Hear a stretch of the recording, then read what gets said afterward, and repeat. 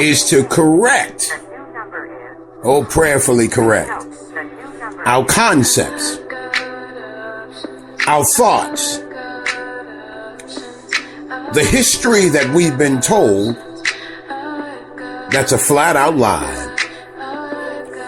I'm here to press you into a place to remind you that you got options.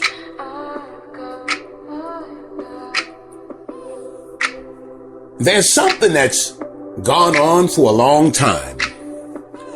And unfortunately, it's something that's been imposed on a beautiful people. Frankly, the original people of the planet. You're listening to Our Voices Online. The name of the show is Unveiling Truth. I'm your host, Truth Walker. And what we're begging you to do is simply pick up the phone, metaphorically, and dial a new number of reality, a new number of truth, and frankly, a new number of hope. I'm here to let you know that you're not trapped into what somebody told you. I'm here to let you know that you got options. The last we were talking, we were explaining about a people. And that people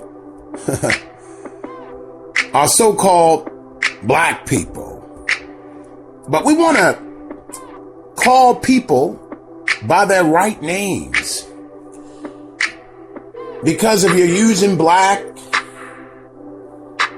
and minority and African American, Latino, Hispanic, colored folk, Negro, nigger, it puts you in a status called civil litter mortuus. Civil litter mortuus. CIVILITER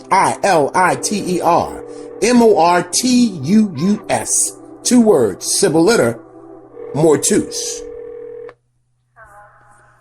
You got to answer that call. And civil litter mortuus simply means civilly dead. It's Latin. And in law, when you choose the branding names of what I just called, the branding name of black, the branding name of Negro or colored or even African American, believe it or not, the law says that you are civilly dead. And if you look up civil liber mortuus or civil death, it's the loss of almost all your rights, your civil rights. The loss of rights by a person due to a conviction or felony or due to an act by the government of a country that results in the loss of civil rights. So we're going to take a place. We're going to try to call things by their right name, and we're going to try as best we can to give you a more accurate history. For example, did you know that Africa, the name, Africa, the place? I'm going to give you a little history. And let's pick it up where we can understand a few things. One is that, where did this African name come from for Africa? Oh, Truth, don't start with your etymology. Just bear with me. I think because we're in a nation of laws, we have to understand the importance of calling things by their right name. We have to understand the importance of this denotative place. That's the de jure, the original, organic meaning of words, versus a connotative meaning, a meaning that the word evolved into. So we were talking about, we left off talking about the Revolutionary War and all the Asiatic, the copper colored, the Moors, the Native American people, so-called black, that existed and how they came about and how the people, your ancestors, were already here in America. And again, when we say America, that's North America, Central America, South America, and the adjoining islands.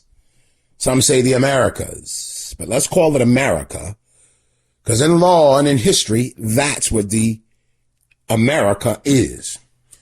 And we talked about the Noah Webster 1828 dictionary, where it defined just what American means. And once again, when you look it up, this almost 200-year-old dictionary, American is a native of America originally applied to the aboriginals or copper-colored races found here by the Europeans, but now applied to the descendants of Europeans born in America. That's the definition in the Noah Webster 1828 English dictionary. I'm just here to tell you. So let me cover this African thing. And what we're getting to, we talked about previously, we talked about that if you're on the Americas, that you're literally standing on Africa. Oh, truth. What's going on with you? Listen, they're teaching in school over the last 12, 15 years or so about the Pangea. The Pangea was a time when all the continents touched and were one solid landmass. And that landmass was called Asia. Hence the term Asiatic, because of the copper-colored people, the Moors, we talked about that, that were occupying they are the original inhabitants of the planet, and that's where the name Asiatic comes from. After the great earthquake that separated the lands into the continents that exist, 7 continents, some say 8 if you count Greenland, you find that a world began.